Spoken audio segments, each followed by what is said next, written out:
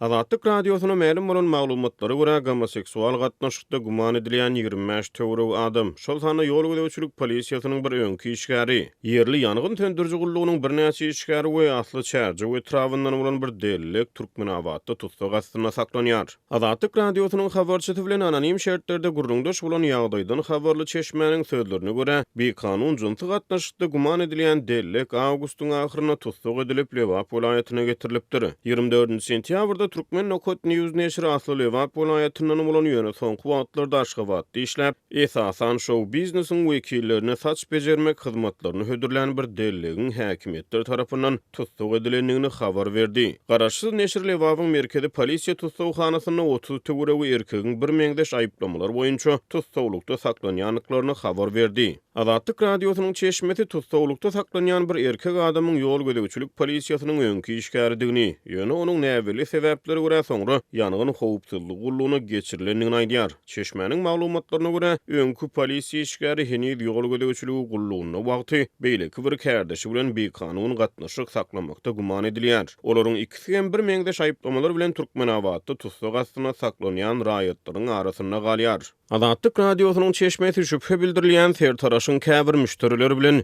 ýakyn gatnaşyk saklamakda güman edilýändigini aýdýar. Türkmenabatda News neşri tussaglykda saklanýan tanymal dellegiň şahsy maglumatlarynyň özüniň habarlydygyny, ýöne olary etiki düzgünler sebäpli çap etmeýändigini belleýär. Ýatdasak 2020-nji ýylyň aprelinde Aşgabatda bir şowmen ýigit hem gomoseksuallykda aýyplanyp tussag edilipdi. Türkmenistanyň kanun goraýjy edaralary şol sanda Lewap welaýatynyň prokuraturasy ýa-da ýerli polisiýa edarasy bu iş boýunça hiç ýyl beýanat bermeýär. Azatlyk Radiosynyň habarçysy bu iş boýunça bar bolan maglumatlaryň kanun goraýjy edaralary tarapyndan sır saklanýanyny habar berýär. Türkmenistanyň kanunçylygy gomoseksual gatnaşyklary jinayet hasaplaýar. Ýurdun jinayet kodeksiniň halkara hukuk goraýjy toparlar tarapyndan tanqidlanýan 135-nji maddasy 5 wadlyk boýunça 2 ýyl içinde türme tutsaglygyny göz öňünde tutýar. Mundan ozal geçen ýylyň aprelinde belli şowmen bir kanun gatnaşykda aýyplanyp tutsag edilenden soňra Aşgabatda başga da birnäçe adam boýunça deriňe bu işleriniň geçirilenligi mälim boldy. Ýöne bu deriňe netijeleri aýan edilmedi. Türkmenabatda 25 töweregi raýatyň ýol gözegçilik polisiýasynyň we ýangyn söndüriji gullugyň birnäçe işgäriniň galy berdi tanymal sertaraşyň tutsaglygy barada habar soňky günlerde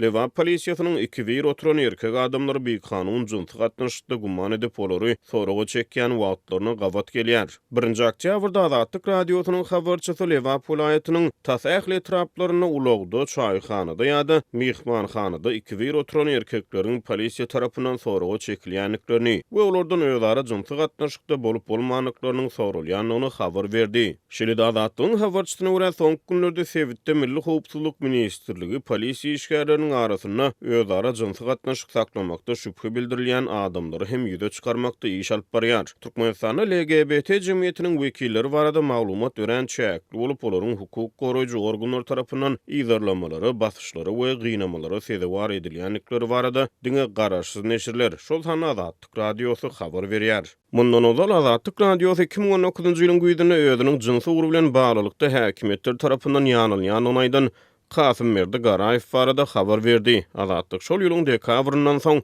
Garaýew bilen ara gatnaşygy ýitirdi.